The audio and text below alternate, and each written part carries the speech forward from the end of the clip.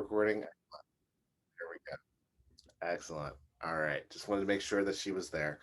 Um, I'm so happy to be with you all again this evening. I'm really excited because as I've been doing this course, this has been the piece where um, I think there are places, and I think I'm constantly reminded of this, that there are just so many gaps in my education, so many gaps in American education.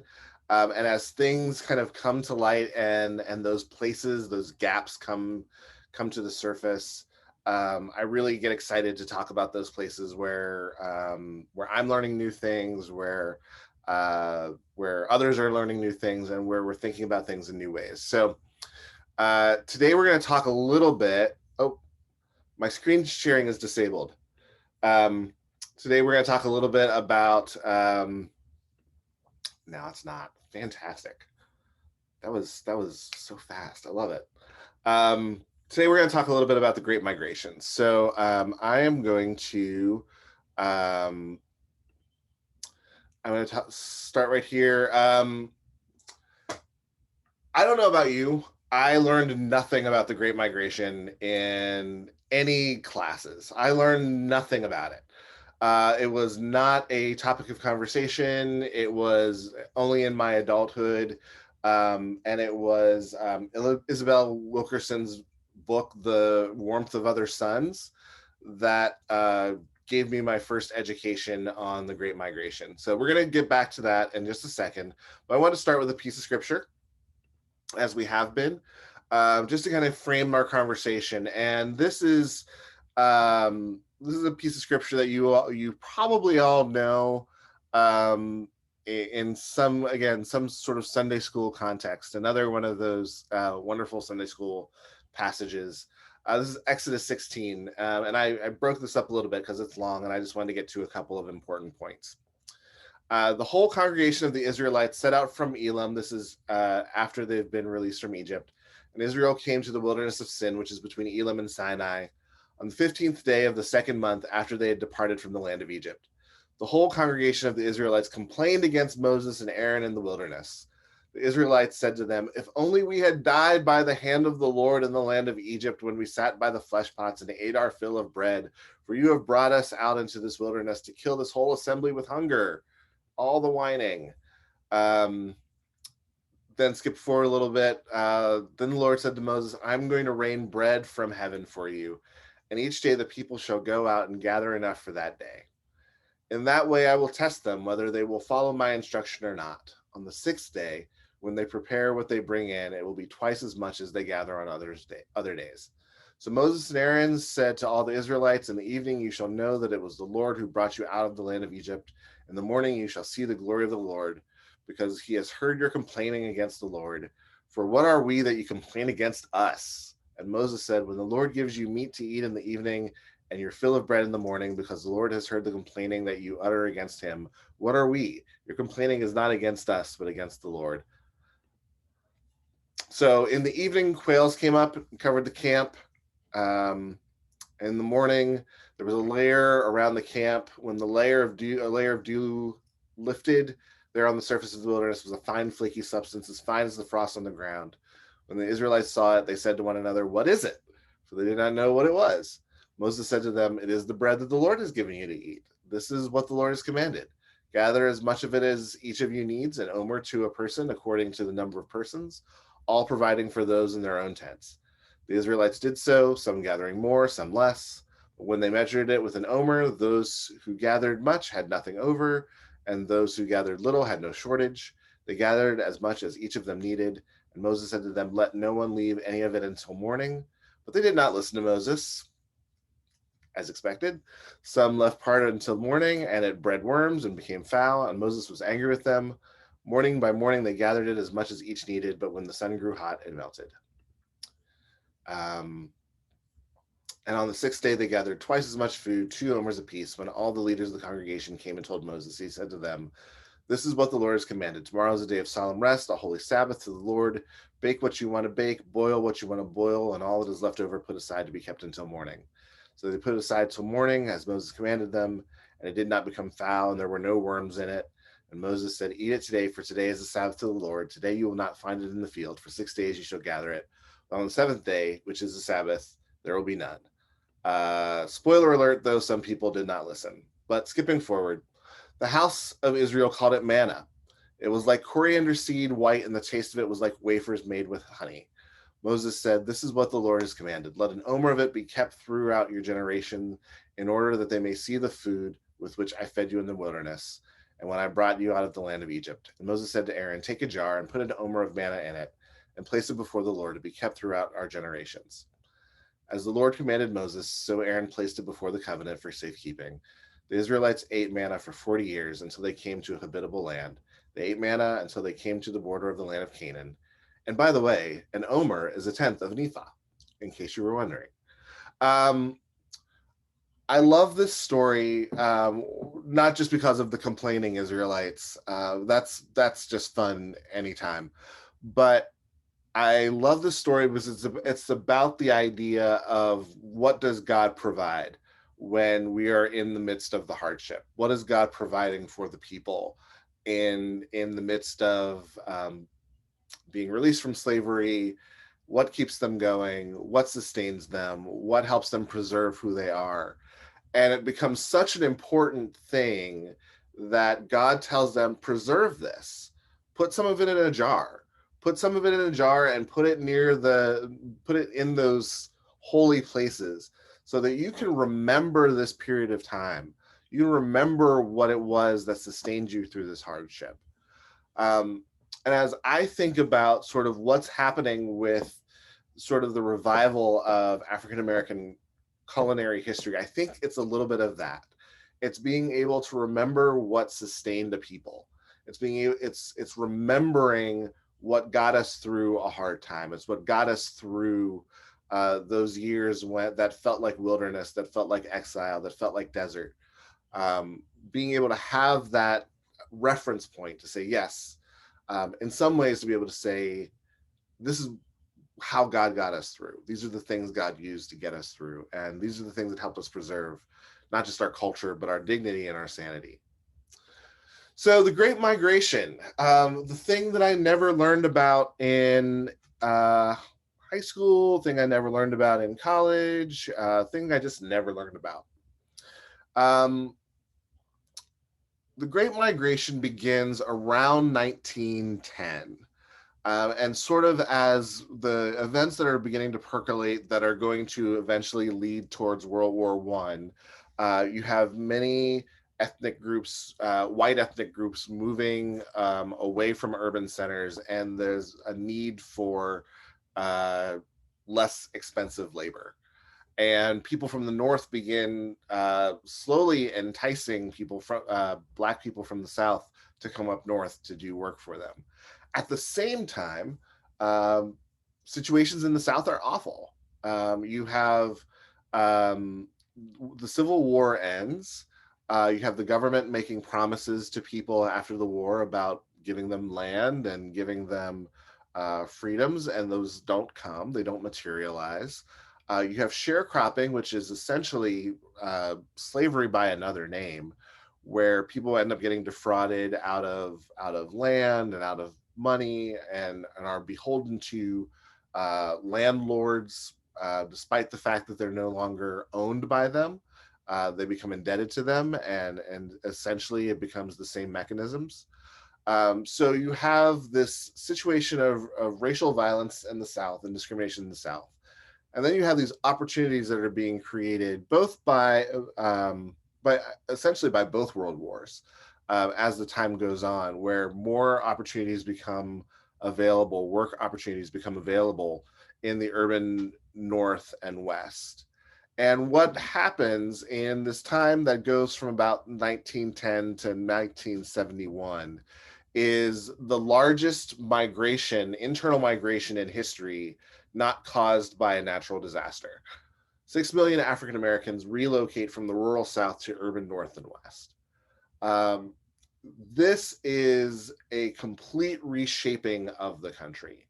This is a complete reshaping of our urban centers, a complete reshaping of demographics, of culture.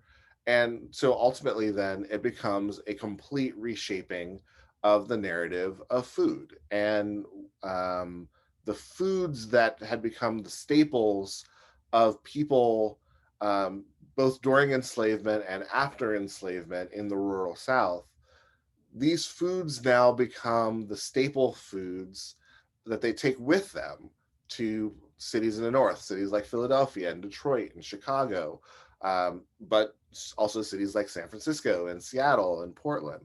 Um, this becomes the beginning um, of a changing culture where the things that had been sort of localized in the rural South become continent-wide and countrywide. So one of the people who I think talks about this better than just about anyone is Adrian Miller. He is, for those of you who are on social media, he is at Soul Food Scholar. And he wrote a great book on soul food, which is called Soul Food. Hold on, I have it right here. I have a couple of Adrian Miller's books in my room. But he has this one called The Surprising Story, Soul Food, The Surprising Story of an American Cuisine, One Plate at a Time. Adrian has a couple of appearances in the documentary High on the Hog, which again, I highly recommend, is a very informative and well done documentary. And possibly the highlight of Adrian Miller's career, he also appeared on my podcast, the Food and Faith podcast. So I'm sure that that's the thing that he goes around and tells people wherever he goes, that he got to be on Derrick Weston's podcast. So I want to just play for you, and the video is not that important here, so you don't have to worry about that. But I want to play for you this interview from Adrian Miller, talking a little bit about the history of soul food, what soul food actually is, and how it kind of becomes this ubiquitous cuisine that is all across the American landscape. So this is Adrian Miller. And this is the end and not the beginning.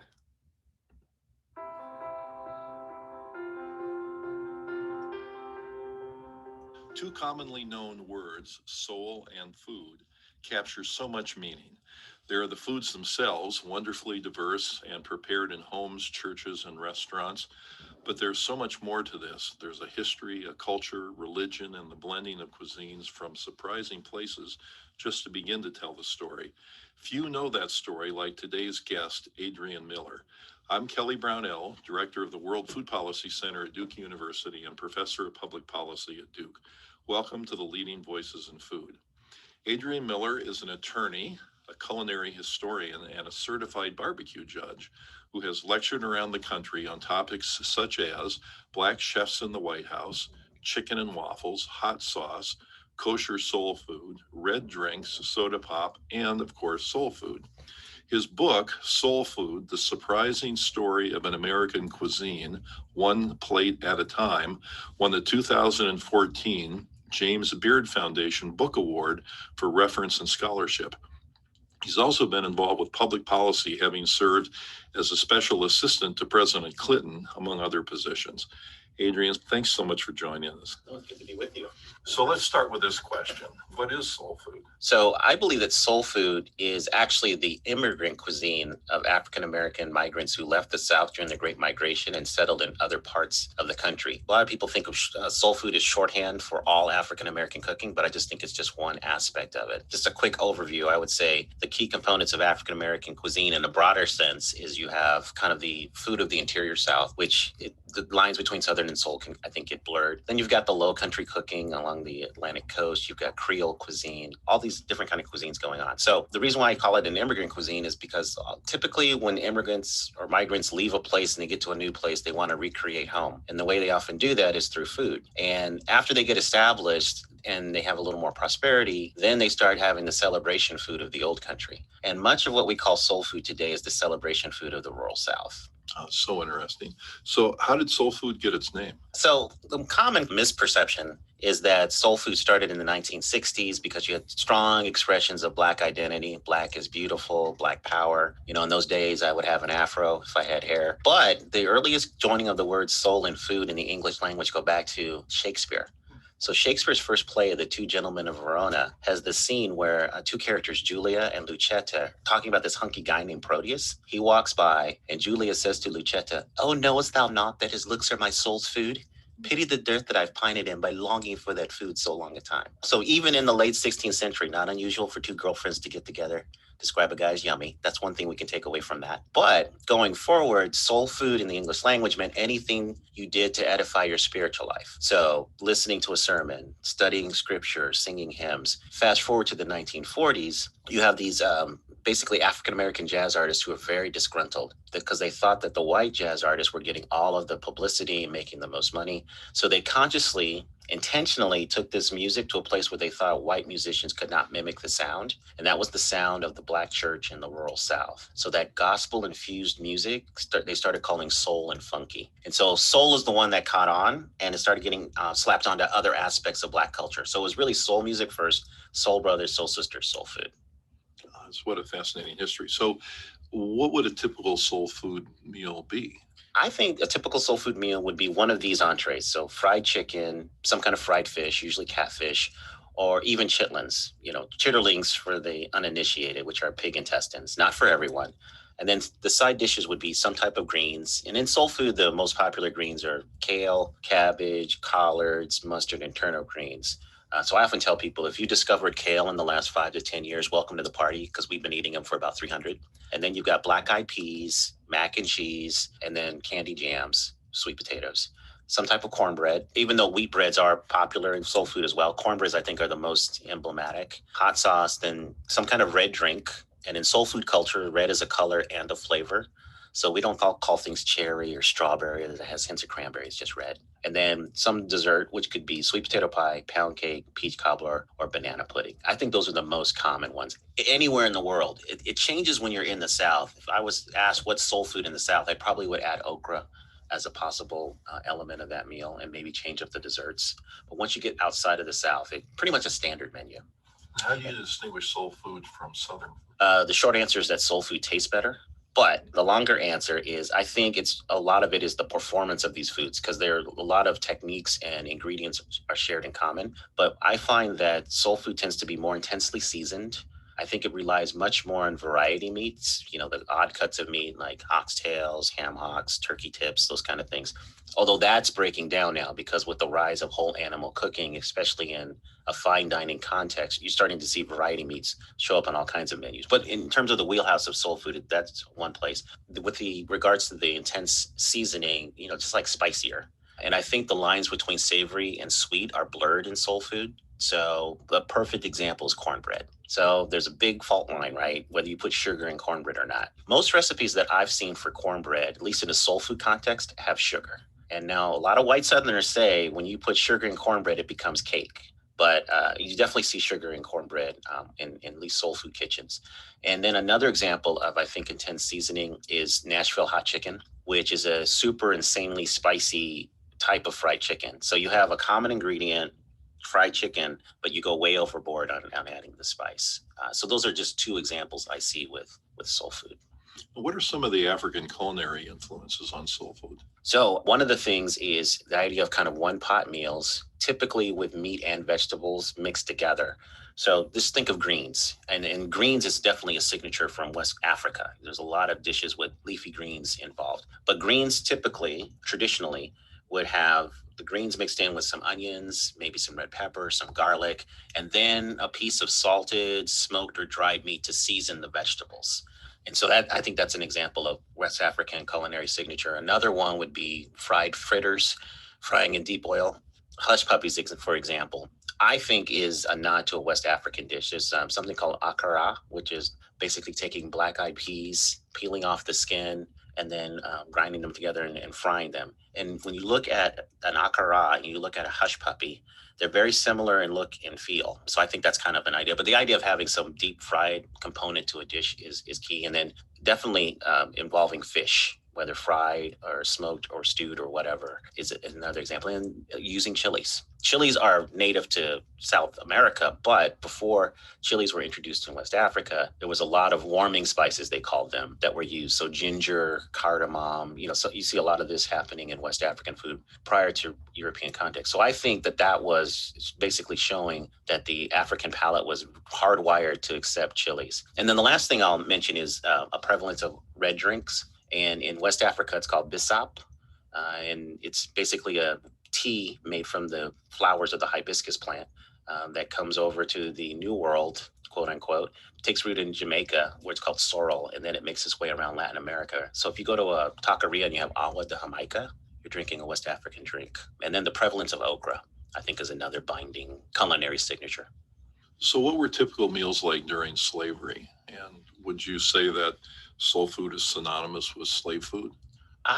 Just go through a typical day. I would say that for breakfast, usually it was just cornbread that was crumbled up and mixed in with milk, and it was poured into a trough. And then for the main meal during the midday, it was pretty much seasoned vegetables. There may be some meat in that trough as well to season the meat, but usually seasonal vegetables that were seasoned, and maybe a little bit of cornbread, and people had to eat out of that. And then supper was pretty much leftovers from the midday meal. So very monotonous in the sense that it was pretty much the same thing every day. It may be some variation due to season in terms of what vegetables were used, but pretty much the same thing every day.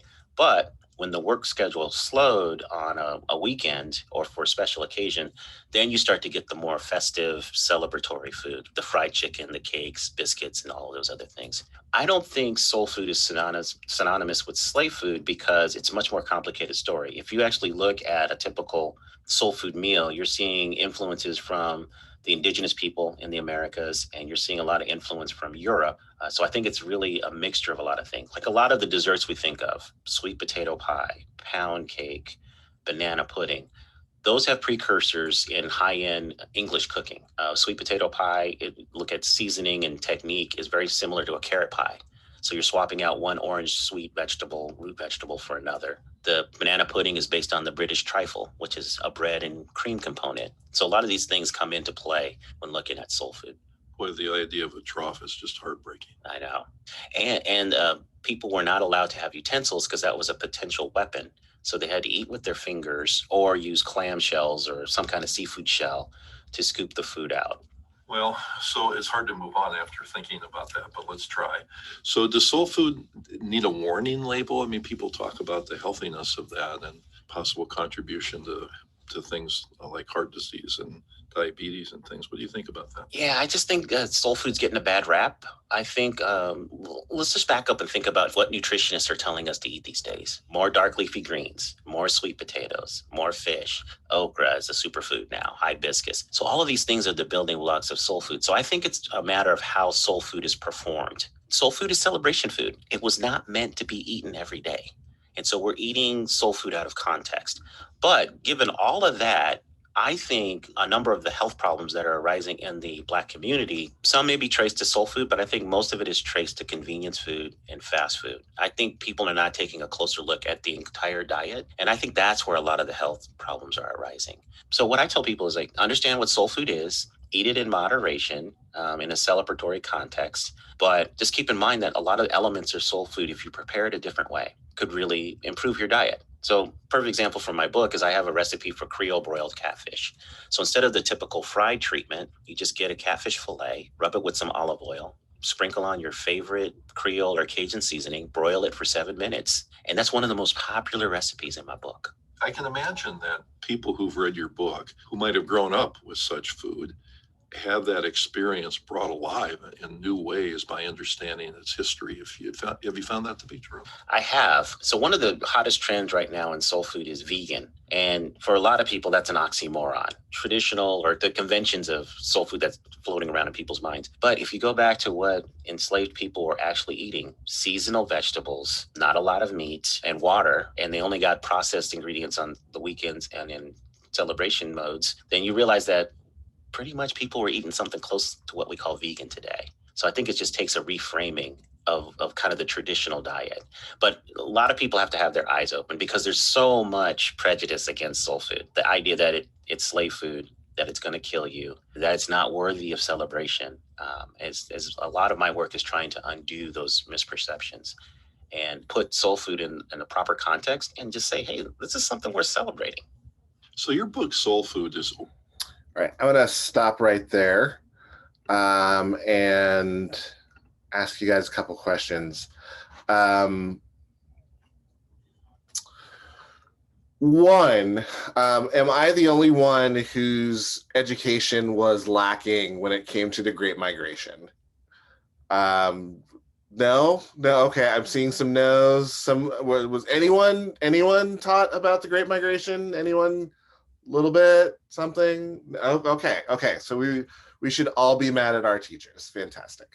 I think it's a really important part of history to discuss because, again, it reshapes the landscape of the United States. It completely changes the ways we look at the demographics, the culture, the way culture is spread. Many of the tensions that we still feel today are a result of the Great Migration. How does it strike you to hear soul food referred to as a migrant cuisine? Is that a new thought? Is that reframing in any way? How does that strike you?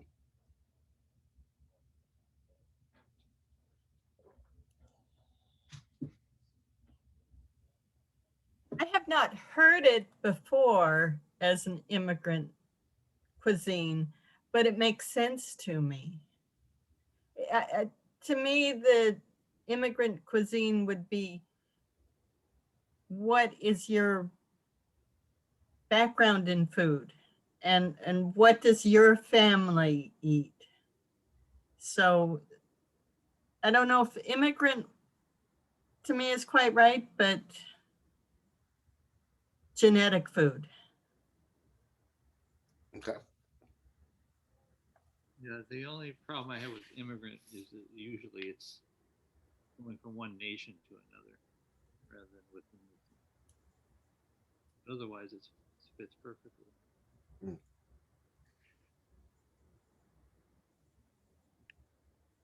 It makes sense to me. Having read The Warmth of Other Suns, there's some really interesting discussion in that book about the ways that it really was immigration in a way. Like, people were leaving a different world and a different order. They still found segregation and discrimination and, in the North, it was everywhere, but I haven't heard soul food described that way, but it makes sense to me. I did want to say I actually learned about the Great Migration through an art exhibit by Jacob Lawrence, who's a painter who did a huge collection on the Great Migration. I'll put a link in the chat. There's a really nice kind of online gallery of his work that's worth looking at. Yeah, I've seen some of his work. It's fantastic. I actually heard about the Great Migration through articles on music that I had read, specifically about the blues. There's Delta blues and Chicago blues, that kind of thing. Yeah, there's a music is the other, I would say, if you were to say the two big places where you see the impact of the Great Migration are really noticeable, it's food and music, where you see Southern music sort of infusing into northern urban centers and becoming the creations of jazz and gospel and those things proliferating in the country in some really interesting and fun ways. I would say, yeah, that's a great. I think that's the other place where Isabella Wilkerson really digs down deep into that topic in The Warmth of Other Suns. But Yeah, that makes a lot of sense.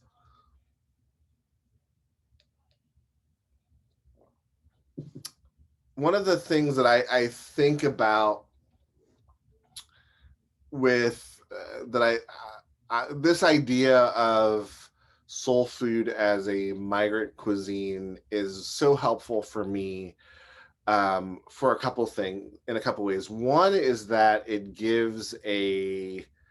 um, it gives a level of respect to the food. I think that we tend to respect people's ethnic foods, right? We respect, even if we don't like it, we appreciate that it's the food of their origin, it's the food of their country, and we honor and we respect that, and we try to understand that as a concept. So it adds some dignity to these foods that I think are oftentimes seen as being without dignity.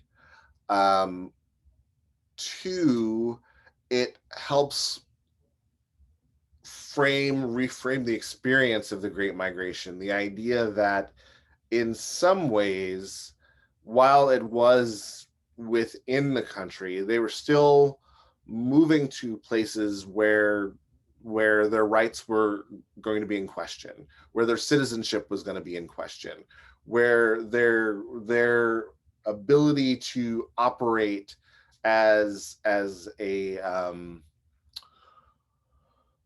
the ability to say where I'm going to a new place and I'm going to be able to establish myself in this new place was going to be in question. So that still having that same experience, that the migrant experience that others have had when the migrations have been more intentional, whereas the African American migration experience has not been much of an intentional one, and it's often been a forced migration experience. Um, but it also, it even considering the conditions of, and this is something about the human condition, and I think about it even at the beginning of this passage from Exodus 16. It begins with the Israelites going, um, at least when we were in Egypt, we had these pots where we could sit around and eat and be full. And like, man, that was good. Like, I kind of miss that. Um, we as humans, this kind of human nature, like we have longing and we have nostalgia, and we look back towards things, whether or not those things were good, life-giving places. We hold on to pieces of them, and so you would have in places like Detroit and Chicago and Philadelphia, you would have down home cooking, right? And they're talking about down home being the South, and the South that they just escaped from, they just migrated from. um but there's still that longing for rootedness, that longing for home, that longing, that kind of ingrained nostalgia that's just kind of a part of all of us, and that will look back even when the thing that we're looking back towards was hard and difficult. um it still shapes us, and because it shaped us, it's important to us. um so I really appreciate Adrian Miller's framing of this um, as a migrant food. And I think part of what's great about this is that um, it's becoming something that in our culture we're beginning to understand and see it, moving away from the term soul food and moving towards an African American cuisine. And there's something about the word cuisine that automatically gives something a little bit more credibility. Like, it's not soul food, it's African American cuisine. It's the same thing, but I just added a fancy French word. And I think though it's about those stories and those techniques and those ideas being lifted to the level of artistry and appreciation that happens with other cuisines as they become more respected. I wanted to share with you, I'm going to share again.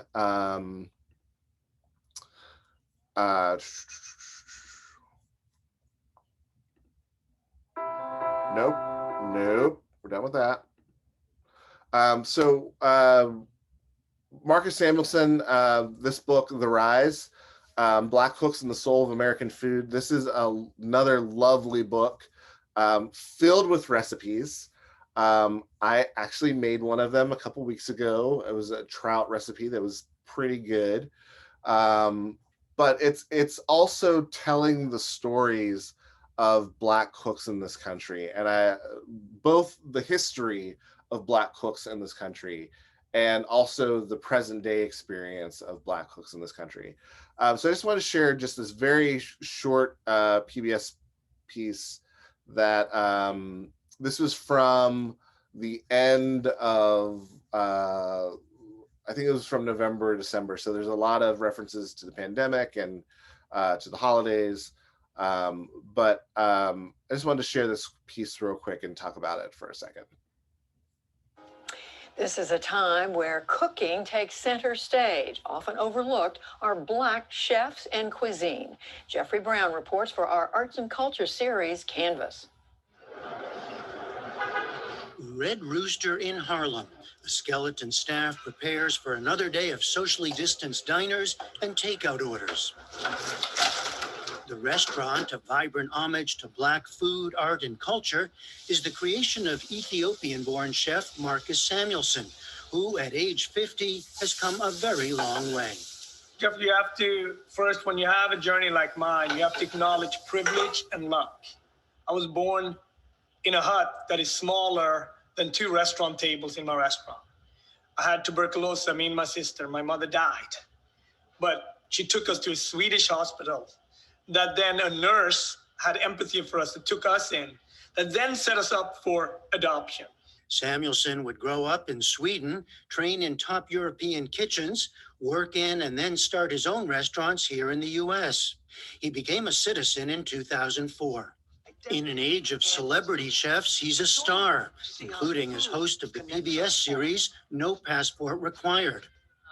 There he explores American cities, not through their most famous restaurants, but in neighborhood places that capture the energy and taste of immigrant communities. When I look at this food, I see Brazil, right? This looks like a pierogi. This looks like empanada. His new book, a mix of history, biography, and 150 recipes, is a celebration of Black cooking and cooks, and the incredible diversity within that community.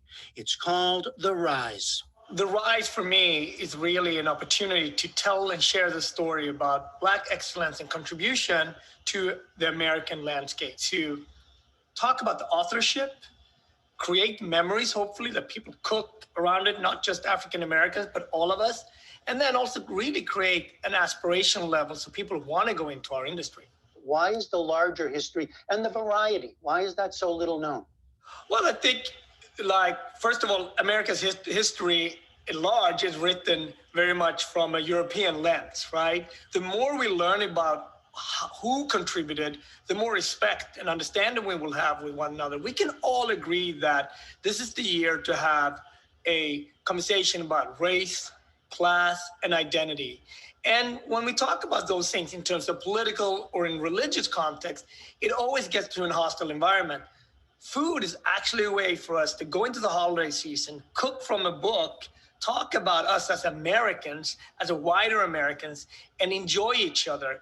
One emphasis here, the powerful role of women, like Leah Chase, the famed Creole chef whose New Orleans restaurant, Dookie Chase, served since the 1940s as what Samuelsson calls a safe Black haven for its community. Chase died last year at age 96. These days, Samuelsson sees a new explosion of talent. You know, one of the things that I feel so privileged that we could do was really to talk about the complexity around Blackness, that it's just not one thing, right? I'm going to give you an example. Naisha Arrington in California. She's African American and Korean, right? She grew up with a Korean grandmother that just spoke to her in Korean, and she's Black, and she's a Californian chef. So her food, she's exploding on the scene. Miss Mashama Bailey in Savannah, that worked in New York but went back, did the reverse migration. And then you have someone like Eduardo Jordan in Seattle. So the Black chefs in this country were all over the country. That's why I want to have many stories. Have the Black chefs and individuals been there always and weren't recognized, or is it a matter of new opportunities? Well, I think it's a combination of all of it. I also think that because of internet and because of food is coming in more to pop culture, Black chefs can now broadcast themselves in a way so there's less gatekeepers, which makes it a much more even playing field. Now, of course, the pandemic is threatening restaurants and hospitality workers everywhere. In March, Samuelson shut down Red Rooster and another of his restaurants in Newark, New Jersey. He also delayed the opening of a new Red Rooster in Miami's Overtown neighborhood. Instead, over the next several weeks, and with the help of Jose Andres' World Central Kitchen, these locations were transformed into community kitchens, feeding frontline workers and increasingly those most in need. Red Rooster Harlem reopened at the end of September, but at a much smaller capacity. And Samuelson knows a new shutdown may be near. How serious an impact is it having on your industry? That impact the service industry much harder than any other industry. And in that service industry, majority of the people that work in that are Black, BIPOC, or people of color that are already disenfranchised and already COVID hits in an unproportional way in terms of infection and death rates. Clearly, though, many restaurants are not going to make it. Is there any way to rethink what it's all about, what you do, how you reach people? I mean, I think you said a very good word there. We have to rethink, and in an interruptive times like now, innovation will come out of that. And it's going to take a collective of the brightest, but also showing empathy from the people who have something. And the story in his new book, he hopes, of work going on around the country by chefs, food writers, and activists can show us how food has helped shape our past and offer a positive way forward. We're walking into the holiday season here. This might be one of the toughest holiday season we've experienced as a nation collectively. So we're gonna cook in a new way. We might cook through Zoom or through Skype, but we're gonna be social with one another, maybe in new ways. Wouldn't it be great to be able to have conversation about us as a multicultural America and eat in a multicultural way and love and enjoy one another? For the PBS NewsHour, I'm Jeffrey Brown. Did you notice how he used his other two books to prop up his computer? Like, it was a really good product placement. Like, I'm talking about my one book, but here's my other two books, so buy those. I love Marcus Samuelson's outtake on his outlook on the world, and I think, you know, hearing a little bit of his childhood story, you know, he's a person who has experienced the world from a lot of different perspectives, and nothing breaks down ignorance like travel. But his ability to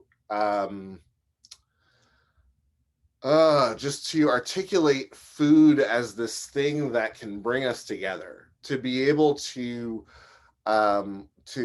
see that, you know, he is making this book, and again, not from this place of a shaming experience, and not from an alienating experience, but to say, like, let's celebrate that this is a part of who we are as a country, that we have all of these beautiful, yes, hard stories, but we've in facing those hard things, in looking at them honestly, seriously, thoughtfully, we are able to come together as people. And one of the ways, one of the instruments, one of the tools that we have to do that is food. And I just love his outlook on how food can be this healing presence. You know, that um, you know, in those situations where uh,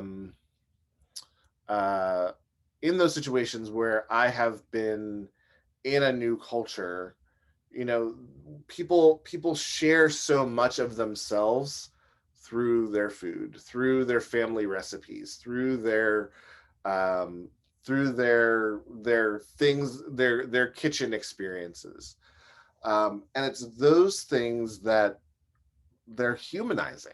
They allow us a glimpse into people's hearts and into people's souls, you know, because they're intimate, you know. And it's weird to say. It's, you know, intimacy is not, it's a word that we kind of save for very specific situations, but eating is intimate.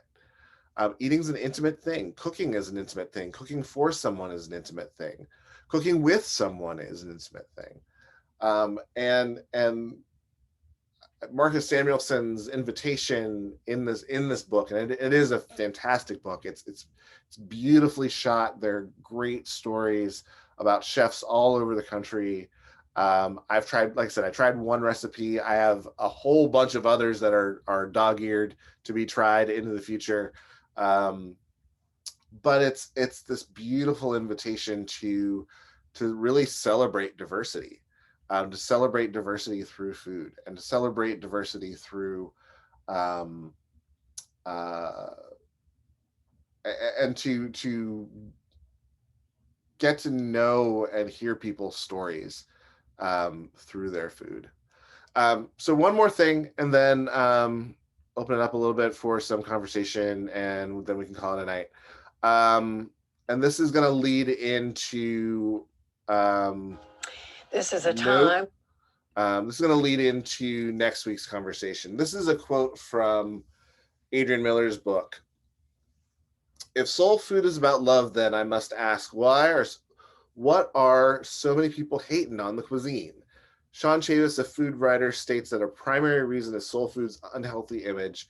The truth is, what most people think of as soul food is now, let me just try that again. The truth is, what most people think of as soul food is now, what soul food is now, I must have written that wrong. Anyway, is just commercialized, meaning added fat, sugar, salt, and size. So I throw that in a little bit as a teaser for next week. Because one, I think that there is this idea that that soul food, that African American cuisine is inherently less healthy.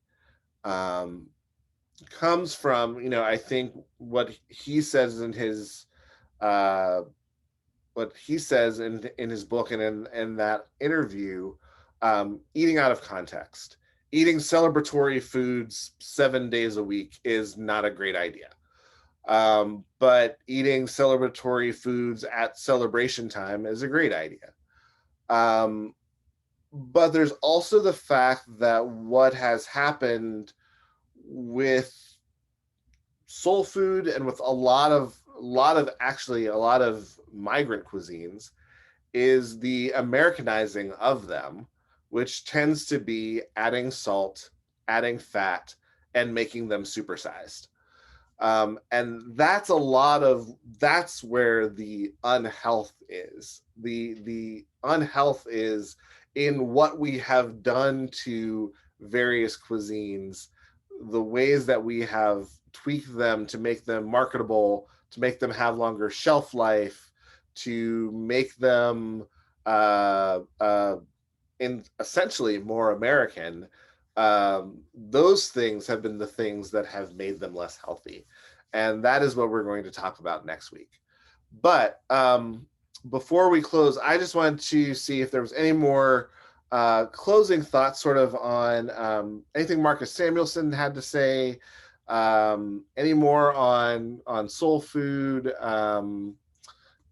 yeah, just any more on some of the stuff that we've talked about tonight. I think this is one of the places where I think last week and this week really being able to look at the African and African American influence on the American diet, on what Americans eat, on what has become commonplace in America. I loved the story in High on the Hog about macaroni and cheese. About James Hemings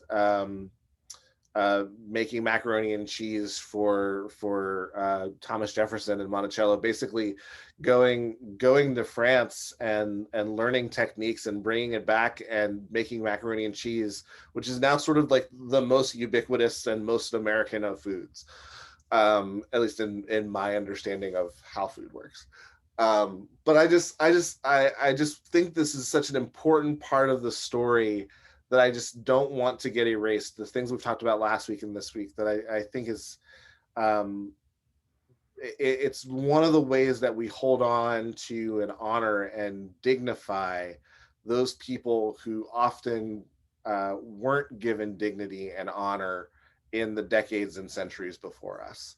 To be able to tell their stories now, to honor their contributions now, when so much of their life was without honor, without celebration. So I just think it's important to tell those stories. So any other thoughts about the stuff that we've talked about today or the last couple of weeks? I see Evan. Go for it, Evan. You're muted, Evan.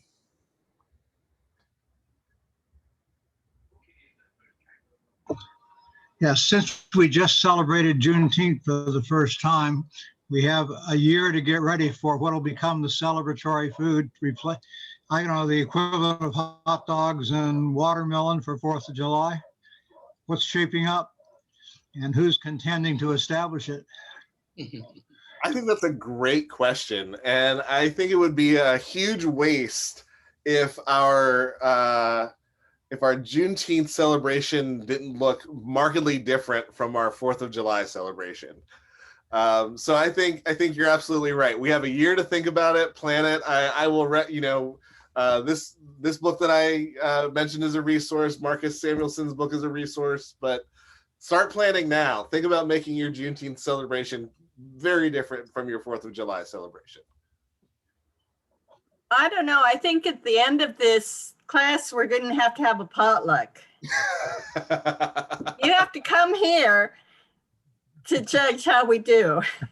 Derrick, are we going to touch a little bit on the barbecue, how Black cuisine has influenced, if at all, the Black barbecue sauces that you would find differently in many of the states throughout the world, throughout the country, vinegar-based and sauces in Kentucky, tomato-based barbecue sauce in Texas and California, and things. There is a difference. So I get no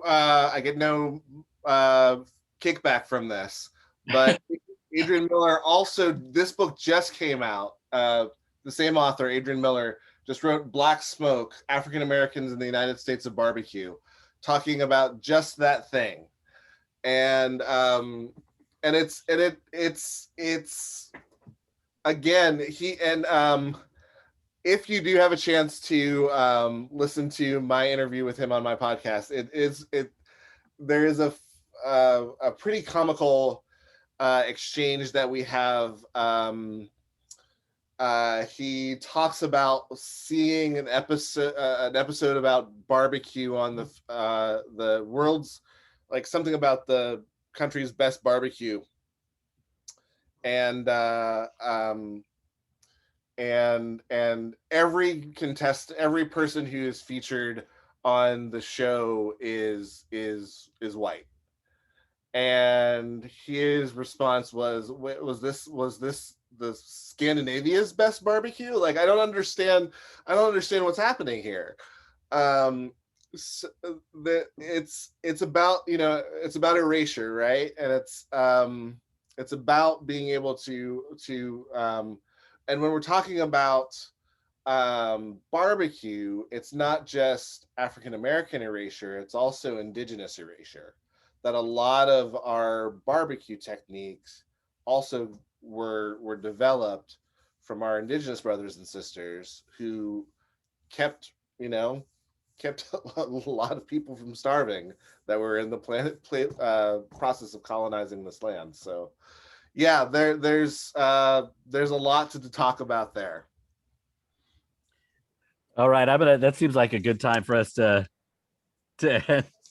And there's been so much in this hour packed. So hopefully I got all the links in there. We'll make sure we share those. Derrick, thank you so much. This is just wonderful and lovely. So I'm getting off of an 18-hour fast now, so I am super hungry. I was grumpy about an hour ago. Now I'm just hungry. So I'm going to go eat now. But thanks a lot, man. Progress. Yeah. All right, all. Thank you all. This will be posted, and we'll see you next week. See you next week. All right. Bye.